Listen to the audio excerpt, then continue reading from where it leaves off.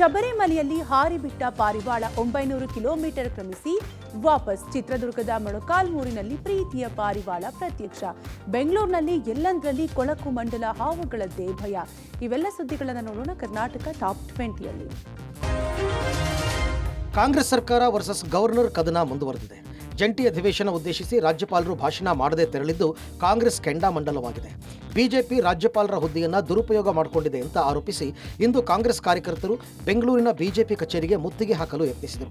ರಾಜ್ಯಪಾಲರದ್ದು ಸಂವಿಧಾನ ವಿರೋಧಿ ನಡೆ ಅಂತ ಆಕ್ರೋಶ ವ್ಯಕ್ತಪಡಿಸಿದ ಕಾಂಗ್ರೆಸ್ ಕಾರ್ಯಕರ್ತರು ಬಿಜೆಪಿ ವಿರುದ್ಧ ಧಿಕ್ಕಾರ ಕೂಗಿದರು. ಕಾಂಗ್ರೆಸ್ ಕಾರ್ಯಕರ್ತರು ಕಚೇರಿಗೆ ಮುತ್ತಿಗೆ ಹಾಕಲು ಬರ್ತಾ ಇದ್ದಂತೆ ತಡೆದ ಪೊಲೀಸರು ಎಲ್ಲರನ್ನೂ ವಶಕ್ಕೆ ಪಡೆದರು. ಕೇರಳದಲ್ಲಿ ಇವತ್ತು ಪ್ರಧಾನಿ ಮೋದಿ ಹವಾ ಜೋರಾಗಿತ್ತು. ಕೇರಳದ ರಾಜಧಾನಿ ತಿರುವನಂತಪುರಂನಲ್ಲಿ ಇವತ್ತು ಪ್ರಧಾನಿ ಮೋದಿ ಬೃಹತ್ ರೋಡ್ ಶೋ ನಡೆಸಿದ್ರು. ರಸ್ತೆಯುದ್ದಕ್ಕೂ ಜನ ಕಿಕ್ಕಿರಿದು ಸೇರಿತ್ತು. ಮೋದಿ ಮೋದಿ ಅಂತ ಎಲ್ಲೆಡೆ ಘೋಷಣೆ ಮೊಳಗಿತ್ತು. ತಿರುವನಂತಪುರದ ಸ್ಥಳೀಯ ಸಂಸ್ಥೆ ಚುನಾವಣೆಯಲ್ಲಿ ಬಿಜೆಪಿ ಅಧಿಕಾರಕ್ಕೇರಿದ ಬಳಿಕ ಮೊದಲ ಬಾರಿಗೆ ಮೋದಿ ರೋಡ್ ಶೋ ನಡೆಸ್ತಾ ಇತ್ತು. ಬಿಜೆಪಿ ಕಾರ್ಯಕರ್ತರಲ್ಲಿ ಹುಮ್ಮಸ್ಸು ಇಮ್ಮಡಿಗೊಂಡಿತ್ತು. ಇದೇ ವೇಳೆ ತಿರುವನಂತಪುರಂನಲ್ಲಿ ಅಭಿವೃದ್ಧಿ ಕಾರ್ಯಗಳಿಗೆ ಮೋದಿ ಚಾಲನೆ ಕೊಟ್ಟರು. ಅಲ್ಲದೆ 3 ಅಮೃತ್ ಭಾರತ್ ಎಕ್ಸ್ಪ್ರೆಸ್, 1 ಪ್ಯಾಸೆಂಜರ್ ಟ್ರೈನ್ಗೆ ಪ್ರಧಾನಿ ಮೋದಿ ಹಸಿರು ನಿಶಾನೆ ತೋರಿದ್ರು. ಈ ವೇಳೆ ಕೇರಳ ಸಿಎಂ ಪಿಣರಾಯಿ ವಿಜಯನ್ ಉಪಸ್ಥಿತರಿದ್ದರು. ಬಳಿಕ ಪ್ರಧಾನಿ ಮೋದಿ ಬೃಹತ್ ಸಮಾರಂಭವನ್ನು ಉದ್ದೇಶಿಸಿ ಭಾಷಣ ಮಾಡಿದರು. ಎಡಪಕ್ಷಗಳ ವಿರುದ್ಧ ಮೋದಿ ವಾಗ್ದಾಳಿ ನಡೆಸಿದ್ರು. ಎಡಪಕ್ಷಗಳು ಕೇಂದ್ರದ ಯೋಜನೆಗೆ ಅಡ್ಡಿಯಾಗಿದೆ ಅಂತ ದೂರಿದ್ರು. ಸಹೋದರಿ ಸಮೃದ್ಧಿ ವಂಚನೆ ಪ್ರಕರಣ ಸಂಬಂಧ ವಿಚಾರಣೆಗೆ ಹಾಜರಾಗಿದ್ದ ಕಾರುಣ್ಯ ರಾಮ್ ಮಾಧ್ಯಮಗಳ ಮೇಲೆ ಸಿಡಿಮಿಡಿಗೊಂಡಿದ್ದಾರೆ. ಮಾಧ್ಯಮದವರ ಮುಂದೆ ಹೇಳಿದ್ರೆ ಸಮಸ್ಯೆ ಬಗೆಹರಿಯುತ್ತಾ ಅಂತ ಉಡಾಫೆಯ ಉತ್ತರ ಕೊಟ್ಟಿದ್ದಾರೆ. ವಂಚನೆಯ ಪ್ರಕರಣ ಸಂಬಂಧ ಇವತ್ತು ಸಿಸಿಬಿ ಸೈಬರ್ ಪೊಲೀಸರ ಮುಂದೆ ಕಾರುಣ್ಯ ರಾಮ್ ವಿಚಾರಣೆಗೆ ಹಾಜರಾಗಿದ್ದರು. ವಿಚಾರಣೆ ಮುಗಿಸಿ ಹೊರಬಂದಾಗ ಸಹೋದರಿ ವಂಚನೆ ಮಾಡಿದ್ದನ್ನ ಕೇಳಿದ್ದಕ್ಕೆ ಉಡಾಫೆಯ ಉತ್ತರ ಕೊಟ್ಟಿದ್ದಾರೆ. ಮಾಧ್ಯಮದವರ ಮುಂದೆ ಹೇಳಿದ್ರೆ ಸಮಸ್ಯೆ ಬಗೆಹರಿಯುತ್ತಾ ಅಂತ ಪ್ರಶ್ನಿಸಿದ್ದಾರೆ. ಅಮಾಯಕರ ಲಕ್ಷಾಂತರ ಹಣ ಪಡೆದು ವಂಚಿಸಿರುವ ಕಾರುಣ್ಯ ರಾಮ್ ಸಹೋದರಿ ಸಮೃದ್ಧಿ ಈ ಸಂಬಂಧ ತಂಗಿಯ ವಿರುದ್ಧವೇ ದೂರನ್ನ ನೀಡಿದ್ರು ನಟಿ ಕಾರುಣ್ಯ ರಾಮ್. ನನಗಾಗಿದ್ದ ಪ್ರಾಬ್ಲಮ್ 5 ಜನದಿಂದ ತನಿಖೆ ಕರೆದಿದ್ರು, ನಾವು ಬಂದಿದ್ದೆ ಅಷ್ಟೇ. ನಿಮ್ಮ ಹತ್ರ ಬಂದು ನನ್ನ ಪ್ರಾಬ್ಲಮ್ ಹೇಳಿದ್ರೆ ಸಾಲ್ವ್ ಆಗುವಂಥದ್ದಲ್ಲ. ಪ್ರಾಬ್ಲಮ್ ಸಾಲ್ವ್ ಮಾಡೋದು ನಾನು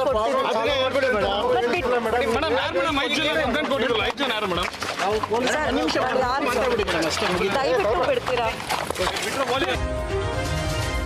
ಬೆಂಗಳೂರು ಪ್ರಪಂಚದಲ್ಲೇ 2ನೇ ಅತಿ ಹೆಚ್ಚು ಟ್ರಾಫಿಕ್ ನಗರ ಎಂಬ ಕುಖ್ಯಾತಿಗೆ ಪಾತ್ರವಾಗಿದೆ. ಮೆಕ್ಸಿಕೋ ನಂತರ ಬೆಂಗಳೂರಿನಲ್ಲಿ ಅತಿ ಹೆಚ್ಚು ಟ್ರಾಫಿಕ್ ಅಂತ ಟಾಮ್ ಟ್ರಾಫಿಕ್ ಇಂಡೆಕ್ಸ್ನಲ್ಲಿ ಬಯಲಾಗಿದೆ. 2025ರ ಟ್ರಾಫಿಕ್ ಆಧರಿಸಿ ಸಿದ್ಧಪಡಿಸಿರುವ ಸರ್ವೆಯಲ್ಲಿ ಬೆಂಗಳೂರಿನಲ್ಲಿ ಸರಾಸರಿ ದಟ್ಟಣೆ 74.4% ಇದೆ. ಪ್ರಯಾಣದ ಸಮಯ ಆಧರಿಸಿ ಸರ್ವೆ ನಡೆಸಲಾಗಿದೆ. ನಗರದಲ್ಲಿ ಬೆಳಿಗ್ಗೆ 10 ಕಿಲೋಮೀಟರ್ ಸಂಚಾರಕ್ಕೆ 41 ನಿಮಿಷ ಬೇಕು. ಸರಾಸರಿ ವೇಗ ಗಂಟೆಗೆ 14.6 ಕಿಲೋಮೀಟರ್ ಇದೆ. ಸಂಜೆ ವೇಳೆ ಇಷ್ಟೇ ದೂರ ಕ್ರಮಿಸಲು 45 ನಿಮಿಷ ಬೇಕಾಗುತ್ತೆ. ಸರಾಸರಿ ವೇಗ 13.2 ಕಿಲೋಮೀಟರ್ ಬೇಕು ಅಂತ ಸರ್ವೆಯಲ್ಲಿ ಉಲ್ಲೇಖಿಸಲಾಗಿದೆ. ಇನ್ನು ದೇಶದಲ್ಲೇ ಬೆಂಗಳೂರು ನಂಬರ್ 1 ಟ್ರಾಫಿಕ್ ನಗರವಾಗಿದೆ. ಬೆಂಗಳೂರು ಬಳಿಕ ಟಾಪ್ 10ರಲ್ಲಿ ಸ್ಥಾನ ಪಡೆದಿರೋದು ನೆರೆಯ ರಾಜ್ಯ ಮಹಾರಾಷ್ಟ್ರದ ಪುಣೆ. ಬೆಂಗಳೂರಿಗೆ ಟ್ರಾಫಿಕ್ ನಗರ ಎಂಬ ಹಣೆಪಟ್ಟಿ ಬಂದಿರೋದ್ರಲ್ಲಿ ಅಚ್ಚರಿ ಏನಿಲ್ಲ. ಅಷ್ಟರ ಮಟ್ಟಿಗೆ ಬೆಂಗಳೂರಿನಲ್ಲಿ ಟ್ರಾಫಿಕ್ ಇದೆ ಅಂತ ಸಿಲಿಕಾನ್ ಸಿಟಿ ಜನರು ಹಿಡಿ ಶಾಪ ಹಾಕಿದ್ದಾರೆ. ಗಣರಾಜ್ಯೋತ್ಸವಕ್ಕೆ ಇನ್ನೂ 2 ದಿನಗಳು ಬಾಕಿ ಉಳಿದಿರೋ ಹೊತ್ತಲ್ಲಿ ದೇಶದ ಗಡಿ ಭಾಗದಲ್ಲಿ ಭದ್ರತಾ ಎಚ್ಚರಿಕೆ ಹೊರಡಿಸಲಾಗಿದೆ. ಪಂಜಾಬ್, ಜಮ್ಮು ಮತ್ತು ಕಾಶ್ಮೀರ ಹಾಗೂ ರಾಜಸ್ಥಾನದ ಗಡಿ ಪ್ರದೇಶದಲ್ಲಿ ಡ್ರೋನ್, ಪ್ಯಾರಾಗ್ಲೈಡರ್ ಮತ್ತು ಹ್ಯಾಂಗ್ ಗ್ಲೈಡರ್ ಮೂಲಕ ದಾಳಿ ನಡೆಸುವ ಸಾಧ್ಯತೆ ಬಗ್ಗೆ ಗುಪ್ತಚರ ಇಲಾಖೆ ಎಚ್ಚರಿಕೆ ಕೊಟ್ಟಿದೆ. ಗುಪ್ತಚರ ಮಾಹಿತಿಯ ಪ್ರಕಾರ ಭಯೋತ್ಪಾದಕರು ಡ್ರೋನ್ಗಳ ಮೂಲಕ ಶಸ್ತ್ರಾಸ್ತ್ರ ಮತ್ತು ಸ್ಫೋಟಕಗಳನ್ನು ಭಾರತಕ್ಕೆ ಅಕ್ರಮವಾಗಿ ತರಬಹುದು ಅನ್ನೋ ಅನುಮಾನ ವ್ಯಕ್ತ ಆಗಿದೆ. ಈ ಗಡಿ ಪ್ರದೇಶದಲ್ಲಿ ಹಿಂದೆಯೂ ಸಂಶಯಾಸ್ಪದ ಚಟುವಟಿಕೆಗಳು ನಡೀತಾ ಇದ್ದು ನಿಗಾ ವಹಿಸೋಕೆ ಸಲಹೆ ಕೊಟ್ಟಿದೆ. ಲಷ್ಕರ್ ಎ ತೊಯ್ಬಾ ಮತ್ತು ಕೆಲವು ಸಿಖ್ ಉಗ್ರಗಾಮಿ ಸಂಘಟನೆಗಳು ಇತ್ತೀಚೆಗೆ ಪ್ಯಾರಾಗ್ಲೈಡಿಂಗ್ ಸಲಕರಣೆಗಳನ್ನು ಸಂಗ್ರಹಿಸಿಕೊಂಡಿದೆ ಅನ್ನೋ ಮಾಹಿತಿ ಇದೆ. ಅದರಿಂದ ಈ ರೀತಿಯ ಏರ್ ರೂಟ್ಗಳ ಮೂಲಕ ಒಳ ನುಸುಳುವಿಕೆಯ ಪ್ರಯತ್ನಗಳು ನಡೆಯಬಹುದು ಅಂತ ಭದ್ರತಾ ಏಜೆನ್ಸಿಗಳು ಹೇಳಿದೆ. ಈ ಹಿನ್ನೆಲೆಯಲ್ಲಿ ಭದ್ರತಾ ಪಡೆಗಳಿಗೆ ಗರಿಷ್ಠ ಎಚ್ಚರಿಕೆಯನ್ನ ಆದೇಶ ಕೊಡಲಾಗಿದೆ. ಏರ್ ಸರ್ವೇಲೆನ್ಸ್ ಅನ್ನ ತೀವ್ರಗೊಳಿಸಲಾಗಿದ್ದು ಭೂಮಿ ಮಟ್ಟದ ಭದ್ರತಾ ವ್ಯವಸ್ಥೆಯನ್ನು ಹೆಚ್ಚು ಬಲಪಡಿಸಲಾಗಿದೆ. 77ನೇ ಗಣರಾಜ್ಯೋತ್ಸವ ಹಿನ್ನೆಲೆಯಲ್ಲಿ ಕರ್ನಾಟಕದ ಸ್ತಬ್ಧ ಚಿತ್ರ ಸಿದ್ಧವಾಗಿದೆ. ಕೃಷಿಯಿಂದ ಕೈಗಾರಿಕೆವರೆಗೆ ಹಾಗೂ ಆಧುನಿಕ ತಂತ್ರಜ್ಞಾನದ ಬಳಕೆಯಲ್ಲಿ ಮುಂಚೂಣಿಯಲ್ಲಿರುವ ಕರ್ನಾಟಕದ ಪಯಣವನ್ನು ಸಂಕೇತಿಸುವ ಸಿರಿಧಾನ್ಯದಿಂದ ಮೈಕ್ರೋಚಿಪ್ ವರೆಗೆ ವಿಷಯದ ಮೇಲೆ ಈ ಬಾರಿ ಟ್ಯಾಬ್ಲೋ ಸಿದ್ಧಪಡಿಸಲಾಗಿದೆ. ಆದರೆ ಈ ಸ್ತಬ್ಧ ಚಿತ್ರ ಕರ್ತವ್ಯ ಪಥ್ನಲ್ಲಿ ನಡೆಯುವ ಗಣರಾಜ್ಯೋತ್ಸವದ ಪರೇಡ್ನಲ್ಲಿ ಭಾಗಿಯಾಗಲ್ಲ. ಬದಲಿಗೆ ಕೆಂಪುಕೋಟೆಯಲ್ಲಿ ಆಯೋಜಿಸುವ ಭಾರತ್ ಪರ್ವದಲ್ಲಿ ಪ್ರದರ್ಶಿಸಲಾಗುತ್ತದೆ. ಇತರೆ ರಾಜ್ಯಗಳಿಗೂ ಅವಕಾಶ ನೀಡುವ ದೃಷ್ಟಿಯಿಂದ ಕರ್ನಾಟಕದ ಟ್ಯಾಬ್ಲೋವನ್ನು ಈ ಬಾರಿ ಪರೇಡ್ನಿಂದ ಹೊರಗಿಡಲಾಗಿದೆ. ನೀವು ದೃಶ್ಯಗಳಲ್ಲಿ ಕೂಡ ಗಮನಿಸ್ಬೋದು. ಸದ್ಯಕ್ಕೆ ಕರ್ನಾಟಕವನ್ನು ರೆಪ್ರೆಸೆಂಟ್ ಮಾಡಲಿಕ್ಕೆ ಸಿದ್ಧವಾಗಿರುವಂತಹ ಟ್ಯಾಬ್ಲೋವನ್ನು ನಾವು ಗಮನಿಸ್ತಾ ಇದ್ದೀವಿ. ಈ ಬಾರಿ ಮುಖ್ಯವಾಗಿ ಮಿಲೆಟ್ ಟು ಮೈಕ್ರೋಚಿಪ್ ಅನ್ನುವಂತಹ ಒಂದು ಕಾನ್ಸೆಪ್ಟ್ನಲ್ಲಿ ಕರ್ನಾಟಕದ ಸ್ತಬ್ಧ ಚಿತ್ರವನ್ನು ಆಯ್ಕೆ ಮಾಡಿಕೊಳ್ಳಲಾಗಿರುವಂಥದ್ದು.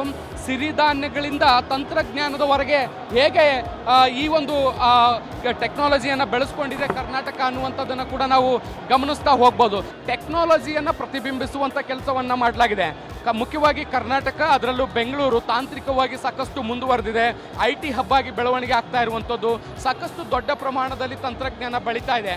ಆ ಒಂದು ತಂತ್ರಜ್ಞಾನವನ್ನು ಪ್ರತಿಬಿಂಬಿಸುವಂಥ ಕೆಲಸವನ್ನು ಈ ಮಾಲಿಕ್ಯೂಬ್ಗಳು ಮಾಡ್ತವೆ.